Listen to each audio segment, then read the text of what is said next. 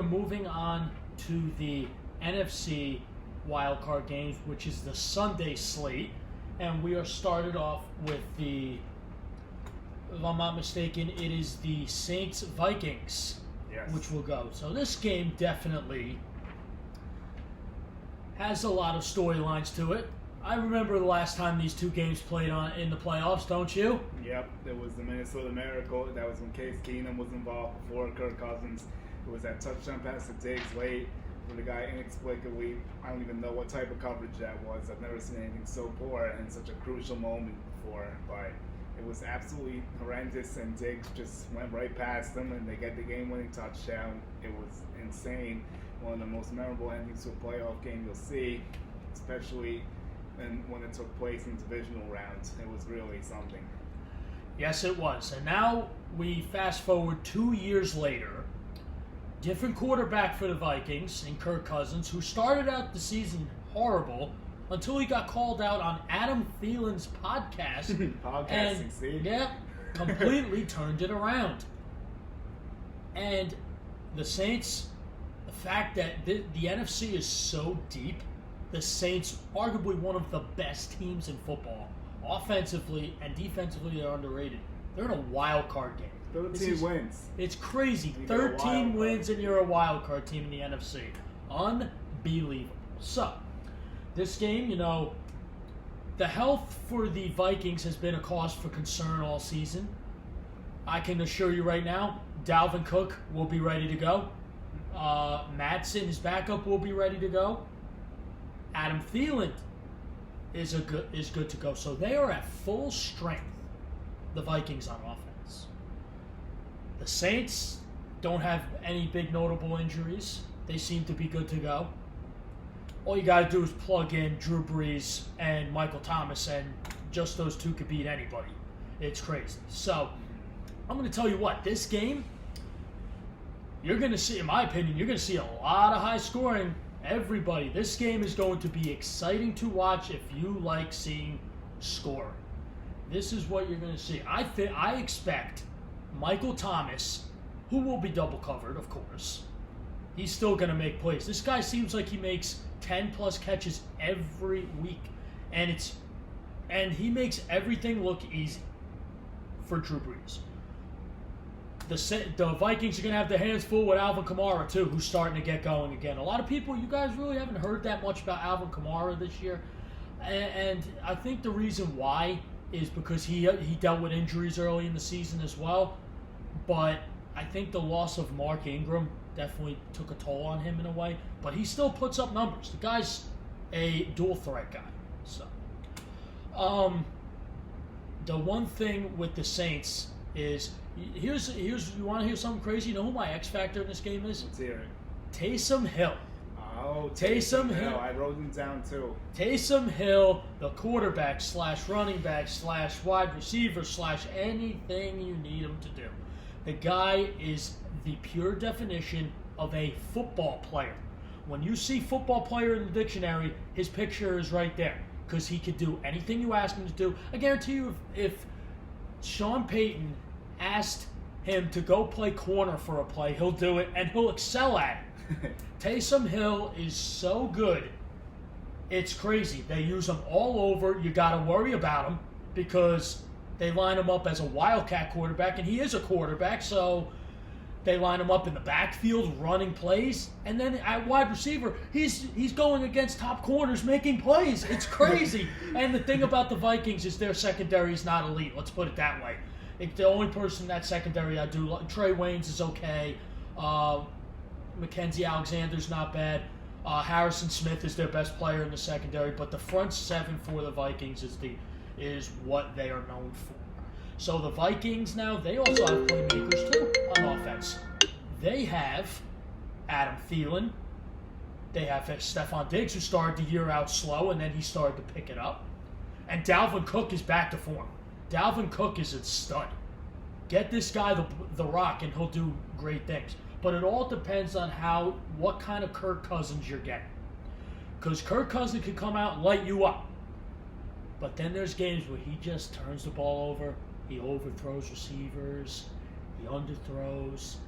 He loses the ball. He gets hit a lot. He stands in the pocket when he could at least move. So I think the Saints on defense are underrated. I think led by defensive end Cameron Jordan is definitely somebody they're going to have to account for. It's going to be a problem for them. The Vikings offensive line is decent, but you're going to see this game. To win this game, you got to get the ball out quick. And Marshawn Lattimore, their shutdown corner, is going to take out. He's going to probably cover. I'm going to go with probably Diggs. So they're going to have to rely on Thielen. He's going to probably cover Thielen. So Diggs and Kyle Rudolph is going to have to make plays. Irv Smith, the backup tight end. Their receiving core for the Vikings, other than Stephon Diggs and Thielen, is kind of weak. It's nothing there. They still do have Laquan Treadwell, who has been a bust, their first-round pick of a receiver a few years ago. But the X factor for me against the Saints for the Vikings, I'm going to go with Madsen. And here's why. Something happens to Dalvin Cook and he comes in, he's a Dalvin Cook clone. If you look at the way they look and the way they run, the way they catch the ball, and the way they make their cuts, they are identical. I think he's an X factor. I really do, because they're going to use him. And he's going to get some plays. So, with that being said, I'll make my prediction right now, and then I'll give it off to Julian. I'm going to say this. It's not going to be enough. I think the Saints are going to score 40. Call me crazy. 41-27. 41-27, Saints move on to the divisional round. I have spoken. Yes, you have, and I actually agree with basically everything you just said for the most part, but I'll add some tidbits and fun stuff as well. The Saints, I have them winning this game 41-17. Yeah. So it's a very similar outlook here. You look at the Kirk Cousins, 69% of his balls completed, 26 touchdowns, 6 interceptions, QBR around 60, just 3,600 yards. He has played great and probably one of the best seasons he's had. Dalvin Cook over 1,130 yards rushing, 13 touchdowns. He's been good. Madsen has just under 500, like you said. He can be a solid X factor, especially if Cook goes down. But when I'm looking at Minnesota, to me, it's Adam Thielen. Where has he been all season? If the Vikings are going to have any chance of pulling off this upset, Thielen's going to have to come back to his old self quickly. And he only has 30 grabs for 418 yards and 6 touchdowns. I know he's been injured, but if the Vikings want to have any chance, I think he's the only way. Diggs, also 63 catches, 1,130 yards and 6 touchdowns. He's been good as normal. So he started the season terribly, actually. Yep. But then once Thielen went down and then he talked to Cousins a little bit, they all seemed to start clicking. So that's the outlook for the Vikings. I don't think they have any chance in this game at all. See, really, I think it's a bad matchup for them. They're going down to the Big Easy, and it's not going to be easy, I'll tell you that much. Very nice. I like that. No, it will not be easy. Not at all. Yeah, I mean, and you know what happened last time, obviously. The Saints don't need any more motivation. This is a 13-win team playing a wild card weekend. It's unheard of. You don't see this happen too often, so never. It's a big mismatch in terms of that. This is probably one of the best teams to ever play a wild card weekend. I'll go that far here. And then you look at Drew Brees in 11 games, 27 touchdowns, 4 picks.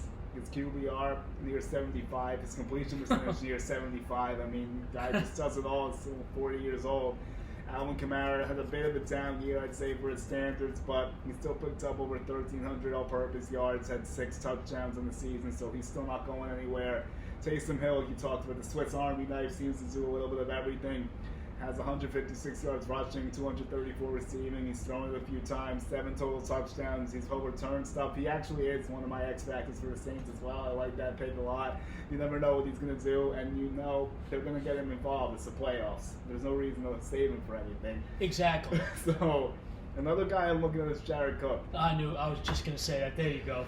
43 catches, 700 yards, 9 touchdowns, everyone, excuse me. So, he is going to be key in taking pressure off Michael Thomas. He's been the second most consistent receiver. And after Jared Cook, there's an 1,000-yard gap to Michael Thomas. 1,725 yards, 9 touchdowns.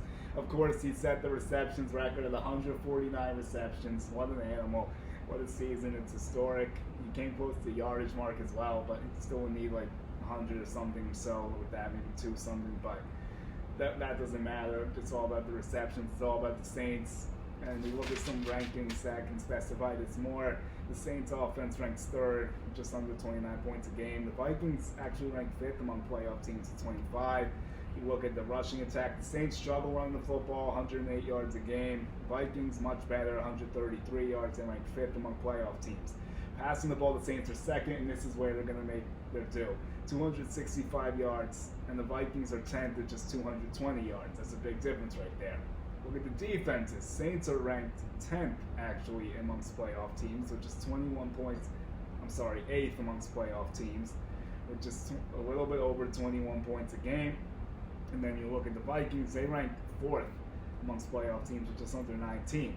Rushing defense, Saints are very good, and this is going to be a problem for the Vikings because they're going to force Cousins to throw the ball because they're going to want it cooked. 91 yards a game on the ground. That's it for the Saints, the second best in the postseason. Vikings give up 108, and that lands them at 7th. Look at the passing defenses. Vikings give up 233 yards. That lands them 7th as well. And the Saints give up 242, which would land them at 9th. So that's some tail of the tape. I also think another problem for the Vikings is we talk about all these injured players. We know, and you know, there's no way all three of them are anywhere close to 100%. They're just playing because it's the playoffs, and the Vikings have to play them. So I understand that, and I'm not saying don't play them, but Thielen and Cook have not been in rhythm at all, really. Thielen I'm way more concerned about than Cook because Cook's at least played somewhat recently. But Madsen will be this will be a big test for him against that stout Saints front.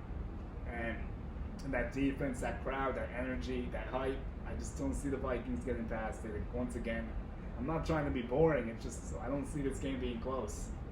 No, I don't see it close either. That's why the Saints just seem like they could score 40 on the drop of a dime, and the drop of a dime is going to happen on Sunday. Yes. Also, spreads. When we're looking at spreads, it's an 8-point spread. Put it all on the Saints. I'm not even worried about it. Put all your money. Yes, we are saying bet the house on the Saints. This is our bet the house of the week. This is our game of the week. We're gonna start bet the house. Bet the house. We should start doing that going forward, like our bet the house game. This is definitely the bet the house game for the wild card weekend. I also think it's gonna go over 49.5 because I think the Saints are gonna score a lot.